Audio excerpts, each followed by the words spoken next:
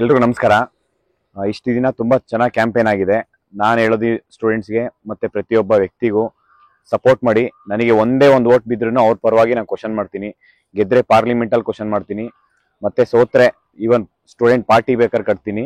ಅದು ನೀವೆಲ್ಲ ಸಪೋರ್ಟ್ ಮಾಡಿದ್ರೆ ಸ್ಟೂಡೆಂಟ್ ಪಾರ್ಟಿ ಅಂತ ಕಟ್ತೀನಿ.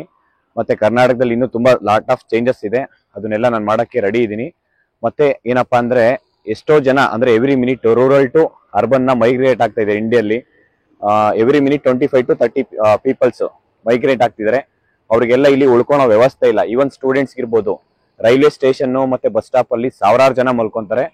ನನ್ನ ಒಂದು ಕನಸೇನಪ್ಪ ಅಂತಂದರೆ ಕರ್ನಾಟಕದಲ್ಲಿ ವರ್ಷಕ್ಕೆ 1 ಲಕ್ಷ ರೂಮ್ಸು ನಿರ್ಮಾಣ ಆಗಬೇಕು. ಅದು ಕಡಿಮೆ ವೆಚ್ಚದಲ್ಲಿ, ಅದು ಗೌರ್ಮೆಂಟ್ ಅಸೆಟ್ ಆಗುತ್ತೆ. ಅದು ಲೈಫ್ ಟೈಮ್ ಒಂದು ಗೌರ್ಮೆಂಟ್ಗೆ ರೆವಿನ್ಯೂ ಜನರೇಟ್ ಆಗಬೇಕು. ಆ ರೀತಿ ಒಂದು ಮಾಡೋ ಒಂದು ವ್ಯವಸ್ಥೆ ಅಂದರೆ ಆ ಒಂದು ಕನಸಿದೆ. ನನ್ಸಾಗಬೇಕಂತ ಪೊಲಿಟಿಕಲಿ ನಾನು ಕೆರಿಯರ್ ಸ್ಟಾರ್ಟ್ ಮಾಡ್ತಾ ಇದ್ದೀನಿ. ದಯವಿಟ್ಟು ಪ್ರತಿಯೊಬ್ಬರು ಯಾರೆಲ್ಲ ನಿಮ್ಮ ಫ್ರೆಂಡ್ಸ್ ಇದ್ದಾರೆ ಎಲ್ಲರಿಗೂ, ಫ್ಯಾಮಿಲಿಗೆ ಎಲ್ಲರಿಗೂ ಹೇಳಿ ವೋಟ್ ಮಾಡಿಸಿ. ಎಷ್ಟೇ ವೋಟ್ ಬಿದ್ರೂ ನಾನು ನಿಮ್ಮ ಪರವಾಗಿರ್ತೀನಿ. ಅದ್ರ ಜೊತೆಲಿ ಏನಪ್ಪ ಅಂದರೆ ನಾನು ತುಂಬ ಚೆನ್ನಾಗಿ ಕ್ಯಾಂಪೇನ್ ಆಯಿತು, ಅದರಲ್ಲಿ ದೇರ್ ಈಸ್ ನೋ ಡೌಟು. ಮತ್ತು ಎಲ್ಲರೂ ತುಂಬ ಚೆನ್ನಾಗಿ ಸಪೋರ್ಟ್ ಮಾಡಿದ್ದೀರ. ನನ್ನ ಶಕ್ತಿ ಮೀರಿ ನಾನು ಕ್ಯಾಂಪೇನ್ ಮಾಡಿದ್ದೀನಿ.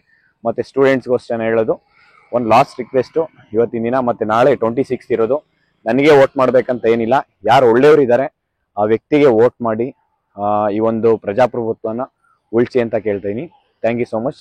ನಮಸ್ಕಾರ.